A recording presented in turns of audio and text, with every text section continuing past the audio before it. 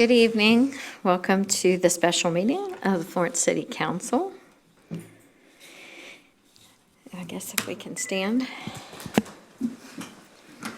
We pray for the wisdom to make decisions that are beneficial to the people represented here.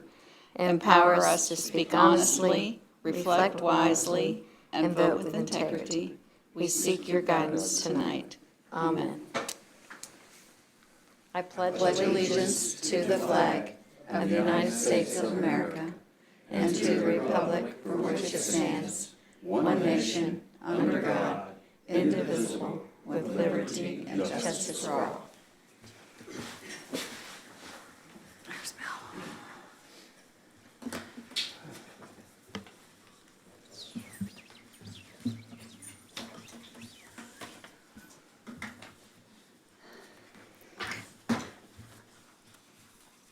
Roll call, please. Mr. Carroll. Present. Ms. Chambers. Here. Mr. Wynn. Here. Ms. Kemper. Ms. Wingo. Here. Mr. Osborne. Here. Mayor, we have a quorum. We have approval of the minutes of the business meeting, October 22nd, 2024. Is there a motion to approve? So moved. Ms. Wingo? Second. Second, Mr. Wynn. Any discussion?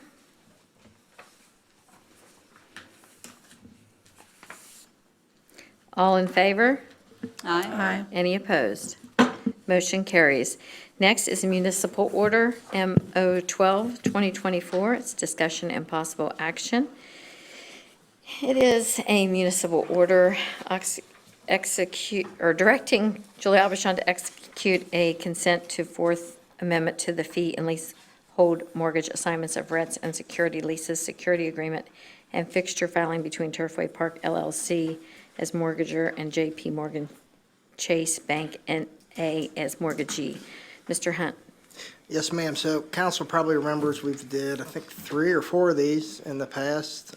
This really just boils down to Turfway Park is restructuring the financing associated with the financing that was a part of the major capital improvement project that took place out there. Because there is industrial revenue bonds, the city holds title to that. Because we hold title of the property, we have to authorize the mayor to sign off on the amendments. As indicated in my memo, this is non-obligatory debt, and the city is not responsible for any of that. And really, the amendment it updates and maintains the mortgage agreement's legal structure. So I'm sure we'll do this and probably another 2 next year. They're always amending them. Do we have any discussion? You did receive the full MO12 2024, but I will read the reading summary if it is the desire of council to go ahead and take action. Are we okay with that? Okay. MO12 2024, municipal order authorizing and directing Mayor Dr. Julie M. Aubuchon to execute and consent to a Fourth Amendment to the fee and leasehold mortgage assignment of rents and leases security agreement and fixture filing between Turfway Park LLC as mortgager and J.P. Mortgage Bank N.A. as mortgagee. Is there a motion to approve? So moved. Ms. Wingo? Second, Mr. Wynn. Any discussion? Roll call vote, please. Mr. Carroll. Yes. Ms. Chambers. Yes. Mr. Wynn. Yes. Ms. Wingo. Yes. Mr. Osborne. Yes. Mayor, motion passes 5-0. Next item is discussion regarding the Gateway Community and Technical College Florence Fire EMS Paramedic Program Partnership. Chief Wren. Good evening, Mayor Aubuchon, members of council. Florence Fire and EMS, along with Gateway Community and Technical College and St. E Healthcare, are entering into a partnership to provide a third-party paramedic program cohort in northern Kentucky. The shortage of paramedics in the area is becoming a critical issue, with many departments starting to look for alternative methods to fill their gaps. This partnership would provide opportunities for additional paramedics for Florence Fire and EMS and to grow the pool of available paramedics in the northern Kentucky region. Gateway Community and Technical College has a long-standing history of graduating some of the top paramedics in northern Kentucky. The extension of the program to Florence Fire and EMS would continue to provide educational that is exceptional to the students and have the top educators in the region, unique field opportunities, and simulation education with high-fidelity mannequins. In addition, Florence Fire and EMS would be the primary capstone field preceptor program in northern Kentucky, where students would complete their final runs to ensure that they are ready to enter the fire and EMS workforce. We are excited about this new opportunity with Florence Fire and EMS, Gateway Community and Technical College, and St. E Healthcare to assist in the solution of providing outstanding paramedics to Florence and northern Kentucky communities. Does anyone have any questions about how the paramedic program works? Anything along those lines? It's very similar to the contract we had with Cincinnati State a couple years ago. They just couldn't support it with the instructors that we needed to carry the class on. So in 2024, we did not have a program. This program offers us 3 positions to put paramedics in each year. So we have 3 folks that come out of there as new paramedics for our department. This also gives us the opportunity to see these students while they're in class doing their ride time with us. It gives us the first look at these folks that are coming through. And it gives the students a look at Florence Fire and EMS to make up their mind if that's somewhere they would want to work and if it's someone we would like to have. So it's a very good program. Ms. Wingo? So just for clarification purposes, so folks understand, we will provide a space at the Weaver Road Station for classes to be held. And then they'll also have a space there where they can store their materials and that sort of thing. And in exchange for that, then as long as our selected 3 persons are qualified to be able to be in the class, as long as they're approved to be in there, then we don't pay for that, do we? No, they, in exchange for the place to hold the class, which gives us the opportunity to see the students, them to see us, it also gives us 3 places in the class. I think that's that a we don't great pay for. opportunity for us. It is. And it's a nice trade-off, you know. The tuition for each of these students is anywhere from $8,000 to $10,000. That's great. That's what it typically runs. Okay. All right. Thank you. Any other Thank you. questions? All right, I believe we'll have an MO at our next meeting regarding that item. Next is discussion of a consideration of a request of Steve Burling, the applicant for BBB Developers LLC per Kimberly Dedden, and KBD Developers LLC per J.J. Miller, the owners, for a zoning map amendment from Suburban Residential 1 SR1 to Urban Residential 1 UR1 for an approximate 28-acre site located along the east side of Gunpowder Road, including the property at 9104 to 9108 Gunpowder Road, and the property having a parcel identification number PIDN of 060.00-00-120.00. Todd, are you going to speak on this? Yes, I am. I'm going to go over a presentation with you, of course, on screen. Of course, we're looking, site vicinity map to start, we're looking at an approximate 28-acre site. It's located on the east side of Gunpowder Road between Ridgeview Drive and Sunrise Drive. Property also wraps around Good Shepherd Lutheran Church. Proposal is to rezone this property from SR1 to UR1 to allow a condo development. Would like to call your attention to this part of the site. This is part of the part of the development, but not part of the zone change area. So in this area, there would be 26 single-family residential homes constructed. Of course, that is not subject to a zone change. The property is already zoned SR1, which allows houses, single-family houses. As far as the original concept plan that was submitted to the Planning Commission back in July, it showed 284 condo units on about 28.75 acres. So that density would come out to about 9.88 dwelling units per acre. The area that was to remain zoned SR1 again would contain 26 single-family residential homes. As far as access to the condos, there's 2 new access points on Gunpowder Road, the northern access points, and the southern. All the streets in the condo development would be private. They would be built to public specifications.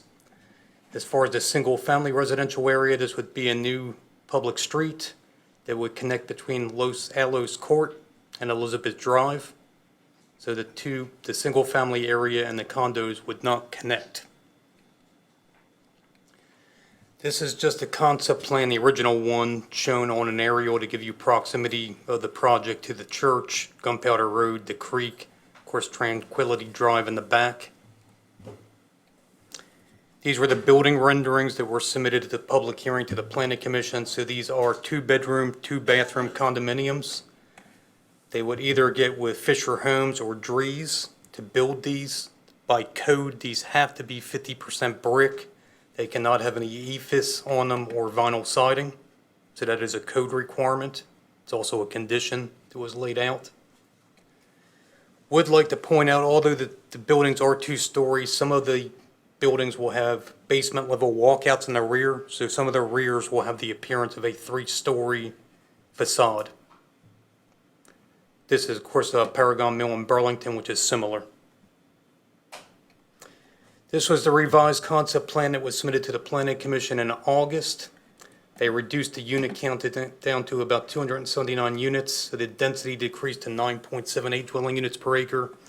Also importantly, it showed phasing. So the single-family residential area is slated to start in 2025. The condos would start in 2026, and every 2 years another condo phase would start. So phase 3, 2028, phase 4, 2030, and phase 5, 2032. This plan also showed their amenity area, which was a pool and shelter, which was not shown on the first plan. As far as topography of the site, it's 890 feet above sea level in the back, goes down to about 810 feet above sea level out of Gunpowder Road. You can also see Gunpowder Creek and the floodplain. So there is an 80-foot drop between the back of the site and the front. As far as zoning in the area, currently SR1 zoning, single-family residential zoning, 8,000 square foot lots is typically what's seen. You can see Plantation Point has residential plan development zoning. And again, the proposal is for this parcel to change to urban residential 1 to allow the condominium development. As far as the future land use map in the comprehensive plan, it forecasts the site in the year 2040 for suburban density residential uses, that's single-family housing up to 4 dwelling units per acre. This is just one part of the comprehensive plan. It's important to note the demographics element.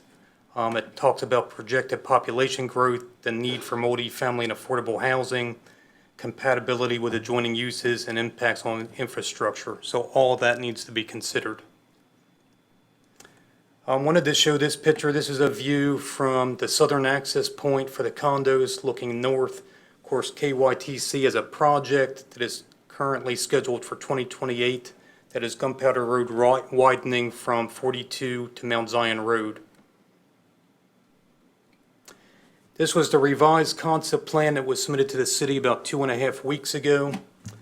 So they did some revisions because there wasn't enough parking shown on the plan. They also didn't have the proper landscape buffers on there. So this new plan shows 264 2-bedroom condo units. The density is now about 9.18 dwelling units per acre. There's 32-story buildings. Again, the 7 and 14 unit buildings, I know it's hard to see, would have those rear walkouts that I showed you. The pool and shelter is still on the plan. All the landscape buffers where the property adjoins SR1 zoning are 30-foot wide, would contain buffer yard C plantings, which is a mixture of deciduous trees and evergreens. Again, these are private streets that will be built to public specification. All the streets would have cul-de-sacs or turnarounds. They meet parking.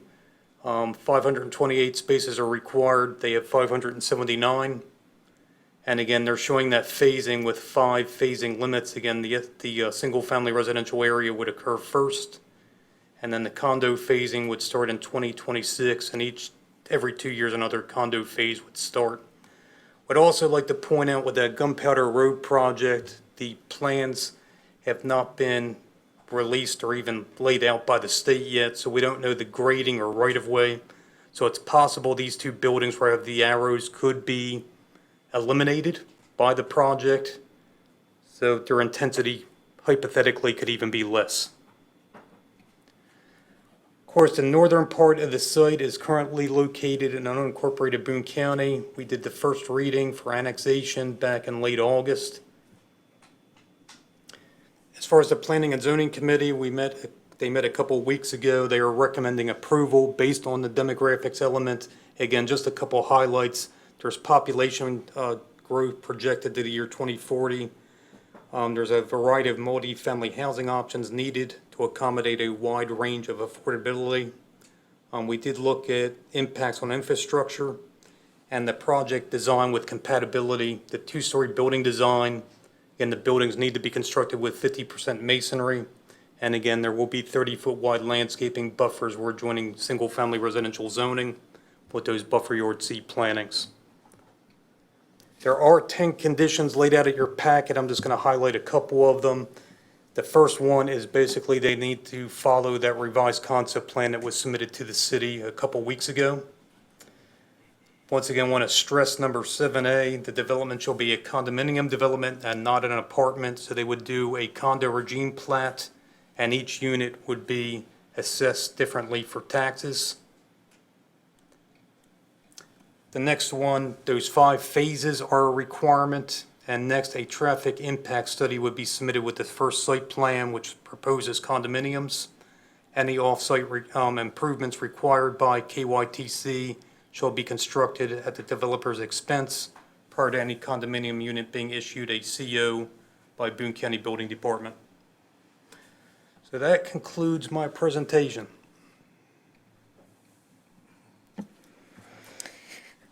Is there any discussion? Gary or Pat, did you have anything you wanted to add?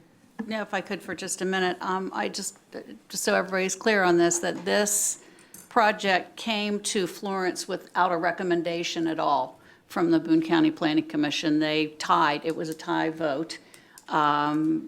So it became our, I don't know what I want to Task. call it, I guess, our task to figure out what would work the best. Josh and Todd and Justin did a great job on pulling an awful lot of information together for us. We had a fairly lengthy meeting where we talked about this project. I think we were very, very comfortable with the project considering the requirements that have been put in place prior to certain things happening on construction. I mean, we've got to have roads being built. We have to be able to have those residents be able to access the Gunpowder Road and get to where they need to go.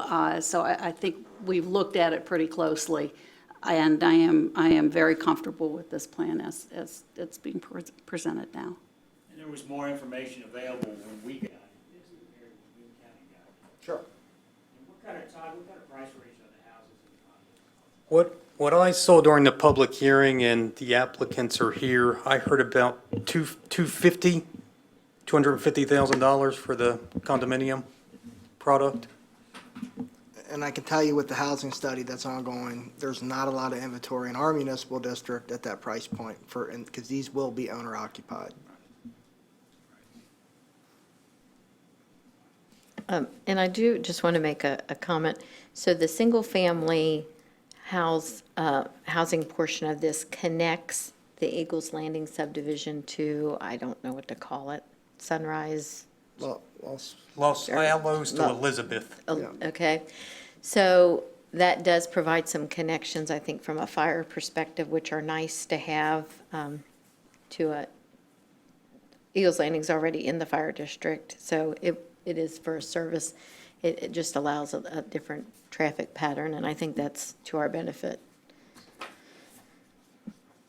Is there any other discussion? So in the planning and zoning meeting, we kind of went in more detail about the relationship to the winding of gunpowder and the phases. I know you went over it briefly. Can you go over that again? Like, this is going to happen, then this is going to happen, then this is like. Yeah, so once again, I have it on screen. So Gunpowder Road is scheduled to be widened in 2028. And the way that was addressed through the conditions, let me find them again. So once again, the first thing is they have to do a traffic study. This is condition number 9. And when they do that traffic study, the Transportation Cabinet will determine what road improvements are needed. And of course, they are required to construct them before any condominium building is occupied. So the developer's gonna have a choice. Do they want to proceed with, building the condos and hypothetically doing that before the state does their project? In which case they could spend money and then rip all those improvements out. So they may wait to do the condos, is what I heard during the committee meeting, until the state does the widening project. But of course, that's their decision to make, the way the recommendation is written. Can you speak specifically to the phasing of each section of Sure. buildings? Is that what you wanted, Leslie, I think? Yeah, just to get it like side by side, like with the road and then the building, like just, So once again, at the phasing plan in 2025, which would be next year, because again, this is not really part of the zone change, they would do the single-family residential area in purple, and then in 2026, they could hypothetically, if they wanted to, start Phase 2 in blue. Then once, And that's a connection to the Gunpowder, that is a right connection. behind the church, or Yeah, beside the church, I guess. Yeah, to the north side of the church. And then that's how many units? they're, by the conditions, they can't do any more than, I gotta find it, 250? 55 dwelling units in any calendar year. So that's condition 8B. And again, I don't think they will even get close to that number in any calendar year, is what I heard them say at the committee meeting. I've never seen it before, and it would be extremely hard to get to that point. It's not going to happen. And also, we would not, am I allowed to say something here? Go to the microphone. You can speak if it's in the record. J.J. Muller. On this, and we would, another thing we've agreed to is not to build any of those buildings that are near Gunpowder Road that might be ultimately impacted by the road. We don't want to build a building, people buy them and move in, and then the state comes in and says you got to tear it down, So we've agreed not to do anything up there that might become part of the road project. So what, I'm sorry, Jay, to interrupt you, what he's referencing is condition 8C. I'm sorry? 8C on screen is the condition that addresses that. Right. Yes. Right. So we're not going to build anything up there, for sure. This thing probably moves a lot slower than we would like it to. That's just the way it works normally. Matt Dedden, it would be the building, as the drive comes in right before the church, it would sit to the left side of the church. It's that one, and if you look down, It's the don't one give with the me big that, I'll arrows mess that pointing up. to them. Josh, what did I do? What have you, don't look at me. it would be the one. It was where the two arrows to are the- pointing. Yeah, Top button, I mean, Hit that green the button. buildings are already pointed out in the arrows there, so. green button up top. okay, it'd be this one here and this one here. We're not going to do construction of those two buildings until after the road improvements are done from the state. And then if the state doesn't need that property, later on, we'll come back and build those buildings. So you would just have on the on the second phase, are these buildings The through blue. here? In the blue. And then That would be phase it. 3 is the orange, phase 4 would be the red, phase 5 is the green. There you go. So is phase? It's on the top of that slide there, So is phase 2, 2027, another? 26. 26, then Right, so I got- 28. And they Yes. have to do it every 2 years. phase Okay. them every 2 years. So I'm just trying to like build a timeline. So like 2025, we have houses that'll start. Look at the top of that slide. Yeah, would be See the where it's houses. PH1, that's phase 1 purple, single-family residential is Oh, okay. 2025. Then Oh, phase okay. 2. So that's your timeline So there. then we have the road starting with when the phase 3 is starting, is what I'm trying to, Yes, that would be correct. so, Theoretically, but, it's transportation cabinet, so. Yeah, have and all if these buildings here don't sell that quick, that next phase could be pushed back even farther. Or actually, it's this phase here, I believe. so we'll have all these No, houses. it is that. And then 55 condos on the existing road. Yes, ma'am. And then best case scenario, then the road goes in, and then we have the next 55 houses or condos going in at that same time. That is correct. And I don't know if that second phase, or that third phase, which is, how many condos did it have in it? Elliot? Be 35 on that phase 3, which is in that orange area.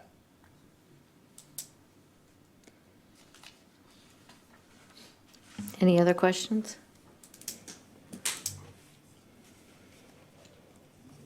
Thank you, guys. All right, thank you. Thank you guys for coming.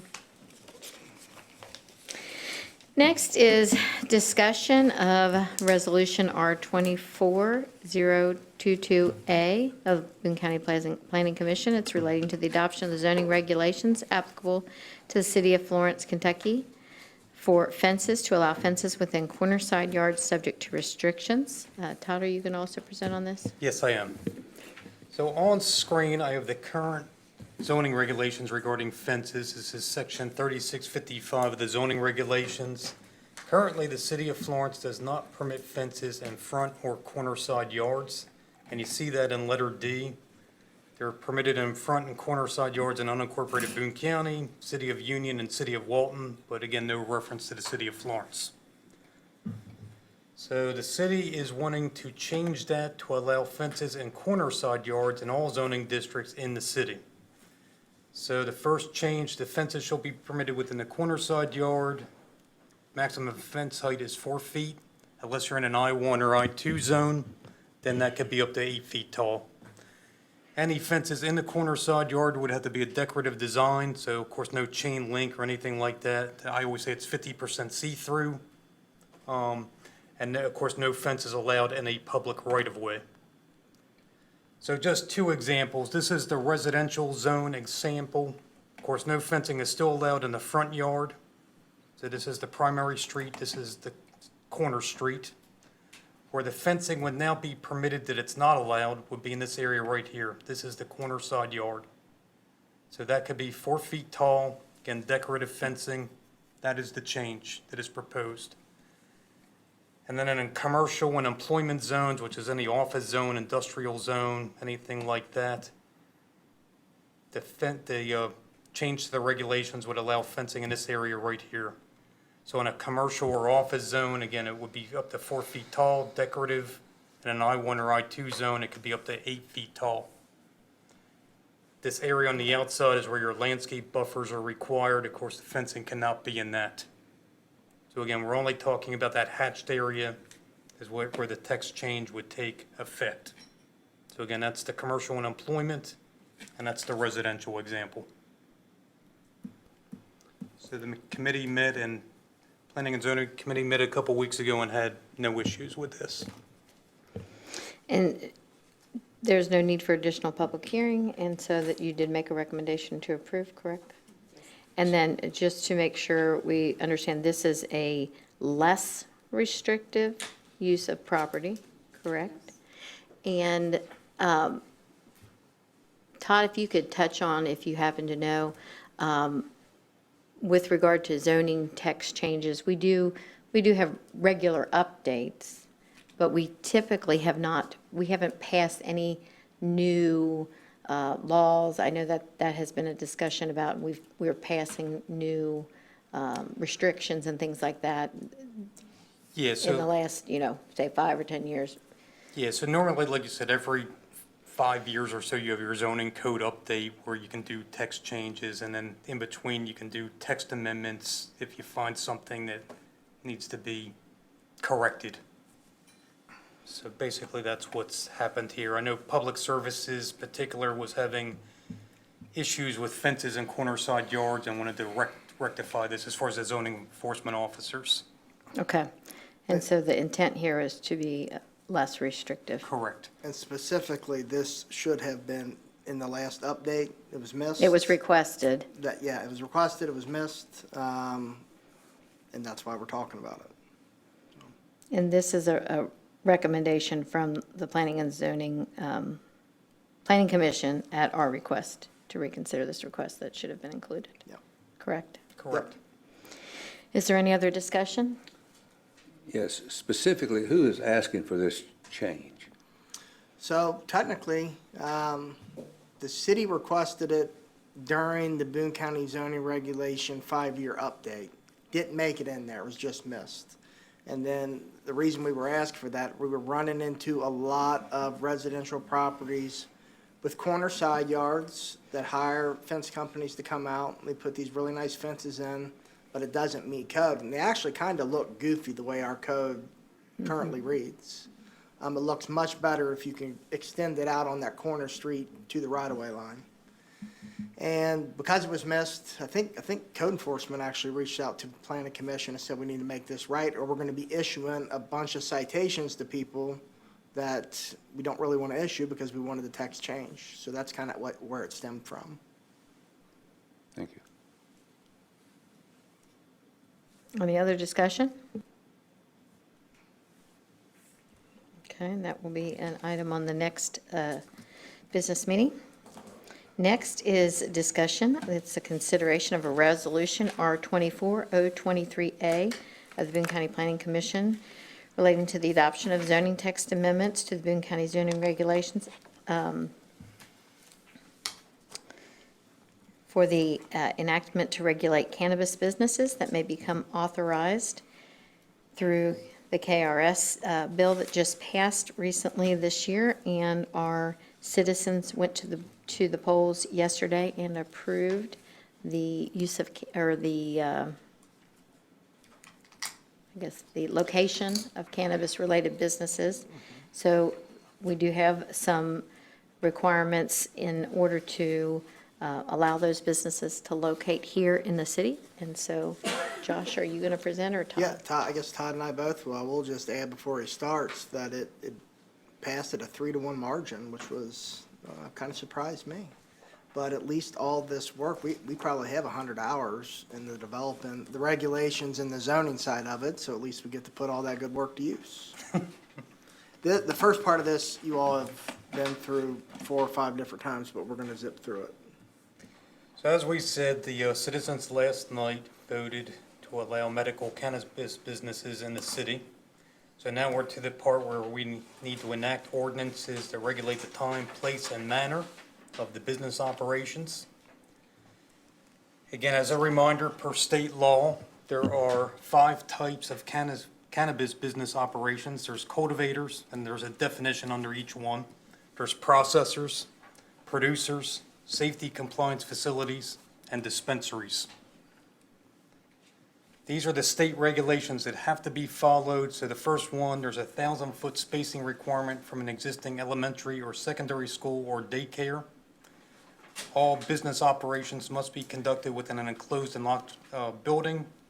As far as the cultivator tiers, there's 4 tiers. Tier 1, indoor growth, and that's important, less than 2,500. Tier 2 is less than 10,000. Tier 3 is less than 25,000. And Tier 4 is less than 50,000. Again, all indoor. As far as the zoning regulations that are being recommended, again, it's adding definitions to define the 5 types of cannabis businesses. As far as the zones that are being recommended, cultivator, Tier 1 through Tier 4 would be a conditional use in the I-1 and I-2. Of course, any conditional use, I'm sure most people know this, have to go to the Florence Board of Adjustment for approval. Processor would also be a conditional use in the I-1 and I-2 districts.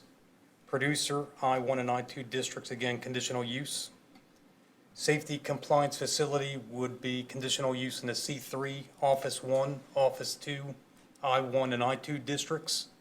And dispensary would be a conditional use in the C3, I-1 and I-2 districts. As far as performance standards, these are all a must. Again, some of these follow the state law, the city added. Again, shall only take place in an enclosed locked facility, shall not be located within 1,000 feet of an existing elementary or secondary school or daycare, shall not be located within 500 feet of a public park or playground, shall not be located within 500 feet of a religious assembly facility, shall not be located within 500 feet of a sexually oriented business, and a dispensary shall not be located within 1,000 feet of an existing dispensary. The Planning Commission missed one little thing that we wanted to add. So basically, in all of our planned development zones, we didn't want any possibility that those could go through without it coming before council. So that's what that last one is saying, that all tiers of medical cannabis businesses, if they're located within a planned development overlay zone, an applicant would have to submit a concept plan application or change in concept plan application, and that would guarantee that that use is becoming before city council for action. And that's all I have. Is there any discussion? I think Josh indicated that it passed fairly easily Tuesday, It did. and I'm not mistaken, everywhere in northern Kentucky that's on the ballot, I think it may have passed. I think you're right. I know Union passed. Grant County did it. It said Yeah, Union had it on. Union squeaked it out. From what I heard, I talked to someone this morning that messes with this stuff, and he said that everywhere in northern Kentucky passed, that it was on the ballot. So I don't know if that will cause maybe some of the judge executives to look at it from a county level now, because it was overwhelmingly supported, but we'll see. Any other discussion? Ms. Chambers? Are there any requirements that are necessary to put in here regarding parking? Because my understanding is once a place would go in to sell medical cannabis, that the traffic would be significant.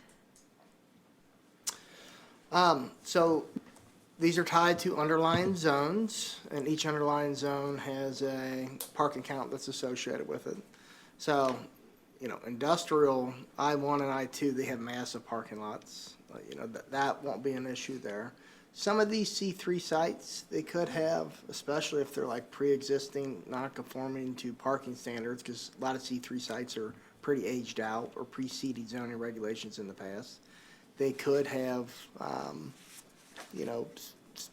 inadequate parking, but the beauty of that is, these are conditional uses. They go before the Florence Board of Adjustments. The Florence Board of Adjustments will look at every application on a case-by-case scenario, and it's within their rights to add additional conditions. More often than not, the city of Florence would be making a request that, they need to find a way to add X amount of parking spots. And we wouldn't allow like drive-through facilities or anything like that. I'm sure that's going to come up in the future, but right now it's not allowed. So we have protections in there, I guess, is a long way to answer that, is we do have protections for parking.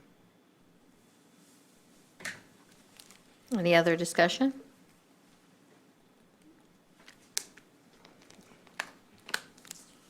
All right, we will move on to the business licensing and occupational license agreement with regard to medical cannabis businesses. Okay, on screen, of course, now that we're going to allow medical cannabis businesses in the city, we have to come up with business licensing and occupational license agreements. A new ordinance is needed to address these businesses. In everybody's packet, there is a draft copy of Chapter 122 that addresses this. This ordinance was modeled after the Commonwealth of Kentucky's regulations and addresses required permits and licenses, initial and renewal application fees, suspension and revocation of permits, and other things. One thing the state law says is, when a local government deals with these, our fees cannot be unreasonable or excessive. So what we did in analyzing this, Josh, Justin, and myself, is we took the Commonwealth of Kentucky's initial application licensing fees and divided them in half. And I have that on screen that shows what those fees would be for each type of medical cannabis business.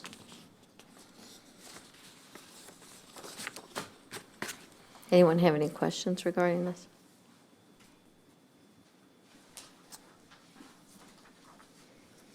All I right. guess the one thing that I'll add to the business license portion of this, not a lot of information out there. So this is really kind of from scratch.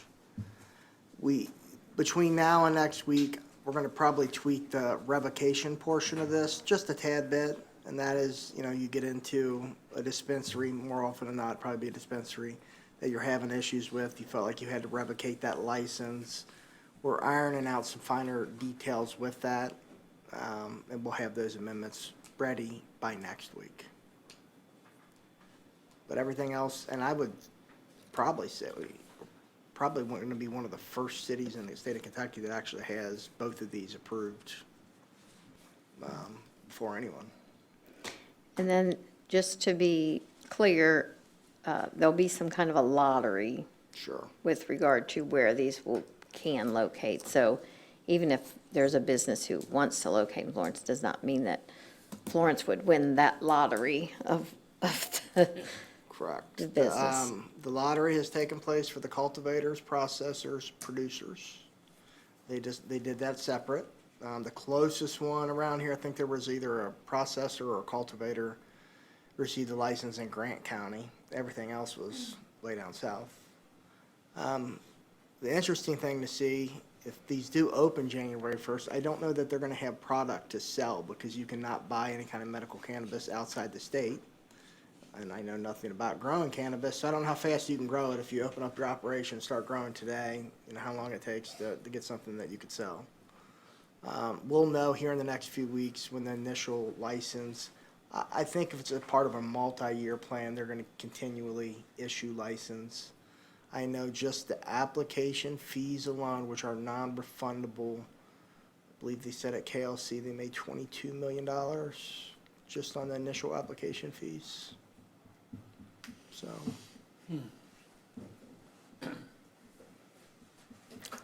Any other discussion? All right, I don't believe that we have a closed session. I just would acknowledge that we did have an election yesterday. We did talk about medical cannabis was on the ballot, as well as our city council race. I had sent a letter to all the candidates telling them that I look forward to whoever was elected, working with them. I fully mean that, and I feel confident that the citizens came out. We had good voter turnout, and they put forth who they wanted on council. We will welcome back former Mayor Diane Whalen. We will welcome Ms. Cable, who happens to be here in the audience with us tonight, Angie Cable. And unfortunately, we're going to say farewell to some longtime public servants in Mel Carroll, and then a fairly new public servant in Jenna Kemper. So I applaud everyone who put their name on the ballot and took a risk to go out and get voter support and take part in the civic process. And I know it's not easy. Sometimes it's stressful. People truly do love this community. I think that's their motivation. We may not always agree. We may not always have the same ideas, but I really hope that we can have civil discourse and that we can work together and be united in what we do for the city of Florence. And with that said, I'll entertain a motion to adjourn. Mr. Nguyen? Second. Ms. Wingo, all in favor? Any opposed? Motion carries.